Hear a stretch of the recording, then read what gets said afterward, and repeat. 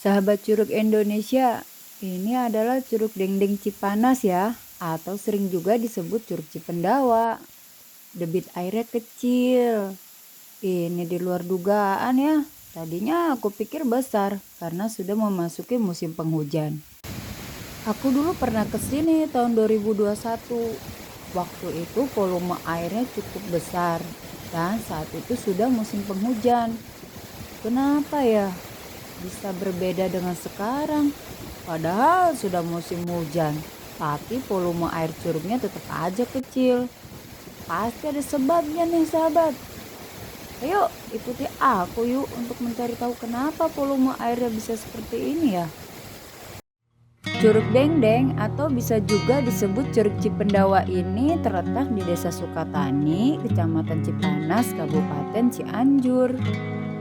Agar kalian lebih cepat mencapai lokasinya, sebaiknya kalian menggunakan motor ya, dan memarkirkannya tidak jauh dari base camp pendakian Kang Kodir.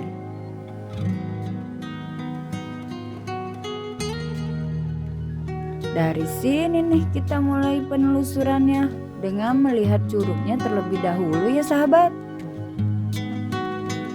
Untuk mencapai Curug Dengdeng, kita harus melakukan trekking sekitar 20 hingga 30 menit dari base camp. Trekkingnya cukup ringan, namun ada beberapa trek yang curam dan licin. Sepanjang perjalanan, treknya dikelilingi pepohonan yang rimbun sehingga kalian tidak akan kepanasan. Nah, ini kondisi curugnya. Volume airnya kecil kan? Kecewa juga sih karena aku kira airnya akan melimpah. Soalnya dalam beberapa hari sebelumnya terjadi hujan. Untuk mengetahui apa yang terjadi, kita harus memeriksa bagian atas nih. Kita sekarang akan melakukan trekking lagi untuk melihat sumber air yang berada di bagian atas curug. Kita sekarang ditemani Kang Kodir. Kalian pasti tahu, trek yang kita lintasi ini adalah jalur pendakian Gunung Putri yang menghubungkan ke jalur pendakian Gunung Gede Pangrango. Sepanjang trek ke arah puncak air terjun, kita akan melewati pertanian yang sangat luas. Lahan di atas ini sudah banyak sekali yang dibuka untuk pertanian.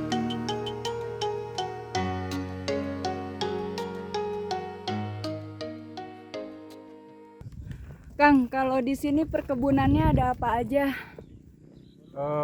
Macam-macam jenis sayuran sih, kayak wortel, bawang, brokoli, sawi, pakcoy. Nah itu. Kalau kayak tomat jarang, tomat cabai jarang. Setiap hari ada aja yang panen? Ada. Kayak sini sistemnya bukan panen keseluruhan, bukan. Jadi masing-masing beda-beda. Kayak nih, nah ini nih brokoli nih buahnya nih. Selain di sini, jalur pendakiannya mana lagi? Ada yang sebelah kanan. Sebelah kanan itu jalur pendakian utama. Wah, ini yang baru pada turun nih ya? Ya, pada lemes-lemes ya. Aduh, semangat! Nah, sampailah kita di puncak air terjunnya. Kalian bisa lihat nih di atas air terjun itu sekelilingnya sudah menjadi perkebunan. Dari sini kalian bisa menyaksikan bagaimana kondisi air di atas yang sangat mempengaruhi volume air Curug Dengdeng. Nah, ini kalinya cuma segede gini. Kalau dulu mah kan nggak sekecil ini, dulu mah gede. Ini airnya ya, ini air yang menuju ke Curug Dengdeng. Airnya dari sini, jadi kalau mau lihat air curugnya gede, nah dari sini kita ngelihatnya. Ini alirannya cuma segini aja yang buat ke curug, Kang? Iya, ini dari kalinya segini nih. Ya udah dibagi-bagi sama warga ke kampung pakai pipa. Jadi ada yang dari sini dibagi, ada yang dari atas. Kalau dari pusatnya mah ya jauh, lumayan masuk hutan dulu. Cukup dengan melihat debit air di sungai kecil ini, kalian sudah pasti bisa menebak seberapa besar volume air di bagian bagian curug.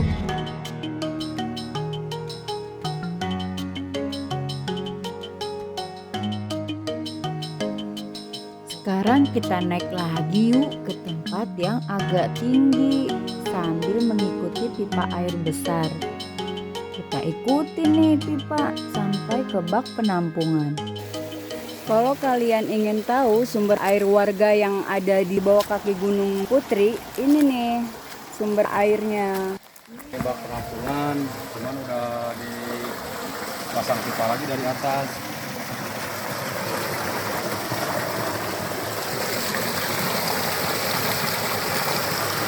Dari sini buat ke kampung bawah, yang di sebelah kanan, kampung sebelah kanan ngambil lagi dari pipa di atas.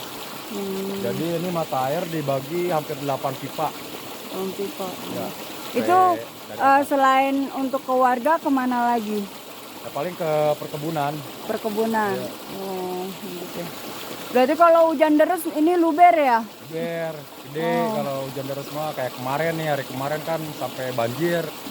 Ke kampung juga banjir gitu. Berarti sekarang curugnya berarti bagus ya kalau itu bagus ya. kalau gede mah. Jadi sudah jelas ya sahabat, kenapa volume air Curug Dengdeng cenderung kecil dari waktu ke waktu. Ya, seperti yang sudah kalian saksikan, sumber air Curug Dengdeng mayoritas berasal dari mata air yang ada di gunung dan sudah dibagi-bagi untuk keperluan warga. Warga dan pertanian di sini tidak bisa dipisahkan dari kebutuhan air yang saat ini hanya dapat dipenuhi dari mata air dan sungai.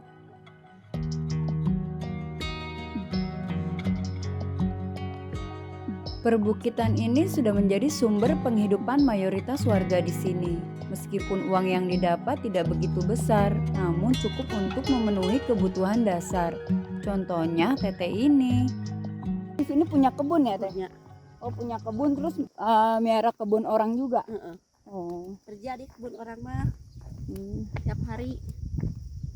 Terus kebun teteh mah di bawah tuh yang lubang itu tuh. Itu dibayar Teh tiap hari? Iya, Teh? enggak gimana kita butuhnya. Oh, kita butuh dikasih ya? Sehari kan sampai jam 1 gini 35. Cuma 35 35 tiap hari. Dari jam berapa sampai jam berapa? dari jam 8 sampai jam 1. Oh, Murah. Tapi kalau tiap hari mah kan lumayan. iya. 10 hari berapa? Iya, udah banyak 10 hari. Lumayan bisa buat beli beras sekarung ya, Teh. Ya kan, yang penting punya beras ya, lauk mah gampang.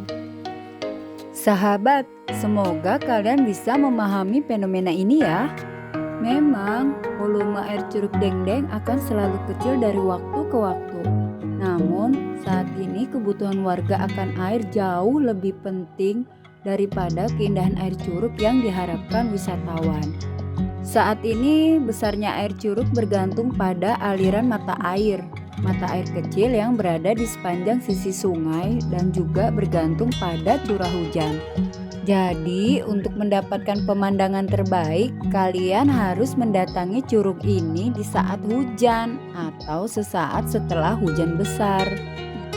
Sampai di sini dulu sahabat. Sampai bertemu kembali di video-video aku berikutnya ya. Jadikan liburmu yang tak akan pernah terlupakan akan keindahannya. Bye-bye.